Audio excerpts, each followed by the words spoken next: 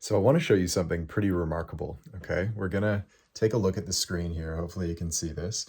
And I've mentioned this in a previous episode, but this, I want to show it to you real time. So this guy is on what's called a slack line that is suspended like several hundred feet above the ground and is anchored between two cliff faces.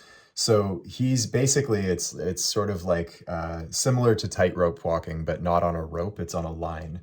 And he is untethered, meaning he has no harness, no safety belt.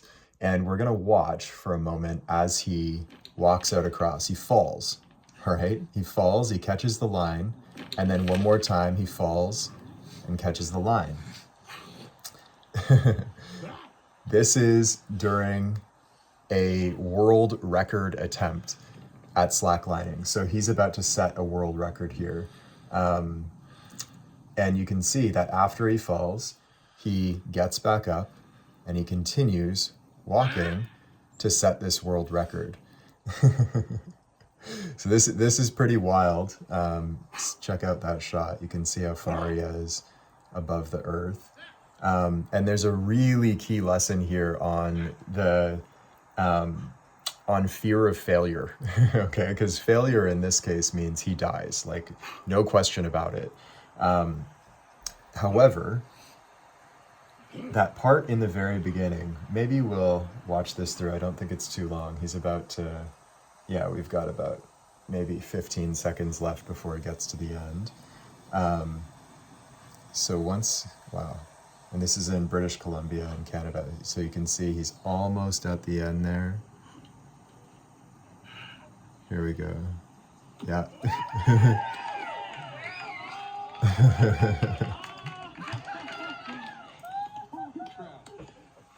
Okay. So why did I show you that? As you could see, when he started walking out across the line, he fell several times. And each time that he fell, he obviously caught the line and got back up and continued walking. Now, these guys, there's a full documentary that I've shared in the past. It's called The Terrifying Art of Free Solo Slacklining. I think the single word, the title is Untethered. You can watch that on YouTube. It's pretty amazing. It's like over half an hour long. But what you see in that YouTube video is this world record holder actually practicing on a lower line. Like he'll practice above the water on a line, and he'll like do tricks on this line above the water. He'll rock back and forth and try to jump up and down and things of this nature that actually make him or challenge his ability to balance on the line and make him fall so that he can practice catching the line. And the art of actually catching the line when you fall is the prerequisite to being able to do free solo slacklining where you're not tethered. Most of the time when people do this, they're anchored by harness and they fall all the time, but they just get back up on the line. However, when he's doing it without a harness, if he doesn't catch the line, then obviously he falls and dies. So what does this tell us about fear of failure in basketball? Well, in this case, he actually has a line in that documentary where he said, I'm able to do this because I'm not afraid to fall. I know I'll catch the line. I'm not afraid to fall. And the basketball equivalent of this is the player who's simply not afraid to fail. They know they can handle it. And we think of like Damian Lillard as a perfect example. He missed his first two game-winning shots in the NBA before he ever made one. And there was an interview that he did with Vince Carter on a podcast, I think a couple of years ago, shortly after he hit that big game winner against OKC on Paul George. And Dame said the key to making big shots is being willing to miss them. It's when you know that you're okay and you can handle what comes with missing a big shot, then that gives you the confidence, or rather the courage, to step up and take that big shot. And so the cure for fear of failure is actually being willing to fail. And the player who is unwilling to fail will forever fear failure. So in this way, think about like what how are you not catching the line when you fail? When you fail, do you get down on yourself and beat yourself up and handle it poorly? Or, like in Dame's case, do you shrug it off, learn from it, and come back the next day a more experienced player for having failed?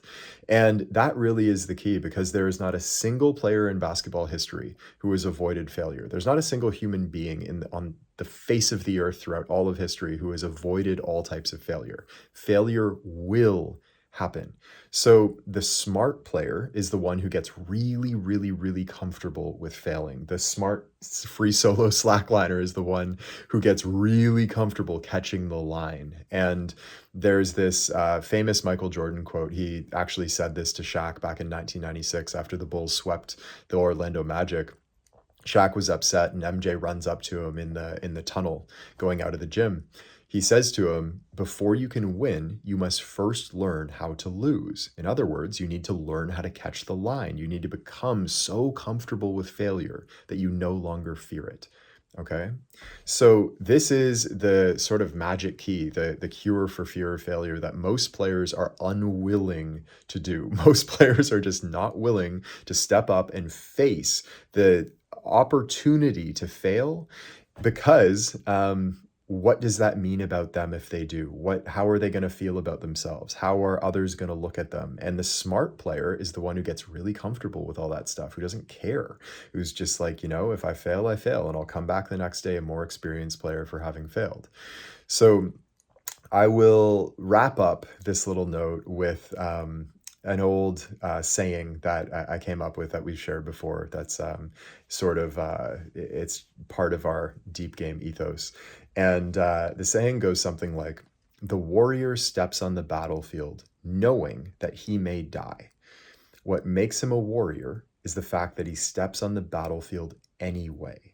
In other words, he's not a warrior unless there is a chance for death, right? And every chance for death comes with it a chance for survival. Every opportunity for success comes with a chance for failure. There's no such thing as a single-sided coin. And so the player who never takes any big shots never makes any. He doesn't miss any, but he also doesn't make any either.